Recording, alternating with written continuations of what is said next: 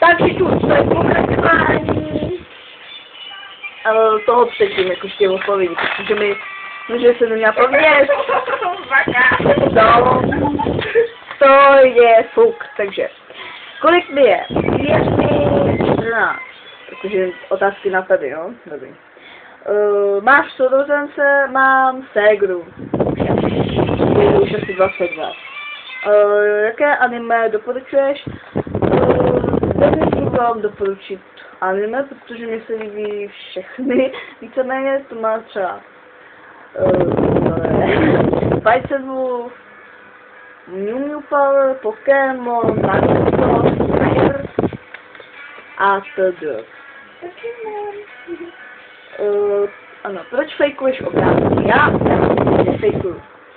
Dej Dada-chan si je kreslí sama.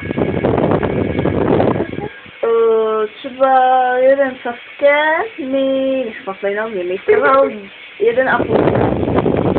Já jsem štěstí. Jdu na tebe.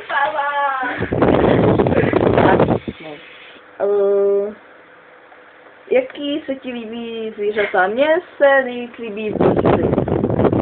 Takže. Bacha, to si žere vás v noci. Líbí se ti Yuri a chtěla bych ho natáčet. Mně osobně se Yuri líbí na obrázky, já bych řekla pravdu. Nebo jo, víte, fuk. Natáčet bych ho asi nechtěla. Nic z toho. Vrátce.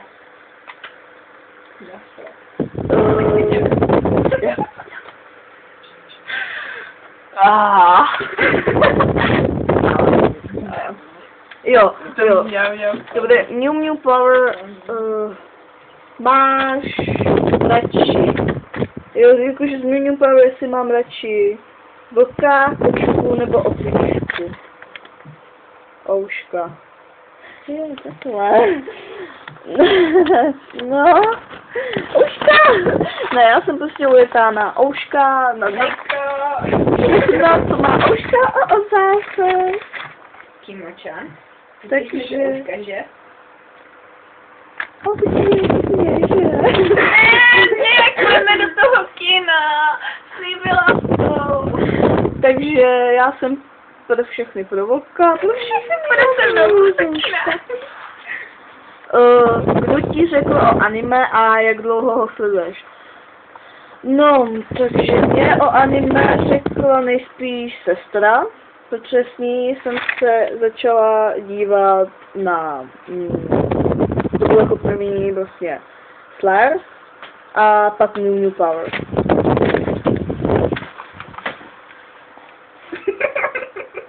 Ježíš, to je blázen tohle, víte to? To je blázen.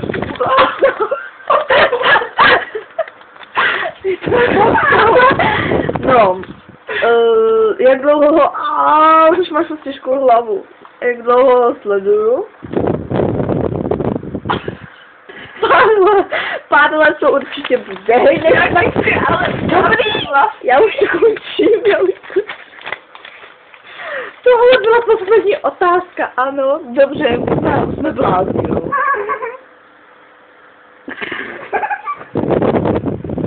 Takže já bych... Chceš někomu poděkovat, chceš něco ještě říct? Děkuju vám, umožnili jste mi mít Kimo-chan. Nasytí na to Yuri. Já bych chtěla poděkovat taky Erodu, protože jenom díky němu natáčím. Než máte mi na ty vlasy, když to mám tak sexy. Mám sexy vlasy. To si se musela jít do téhle, víš co, prostě ona mě nejde. O můj bože. No, omlouvám se, to je asi vše k tomu. A já jsem mi?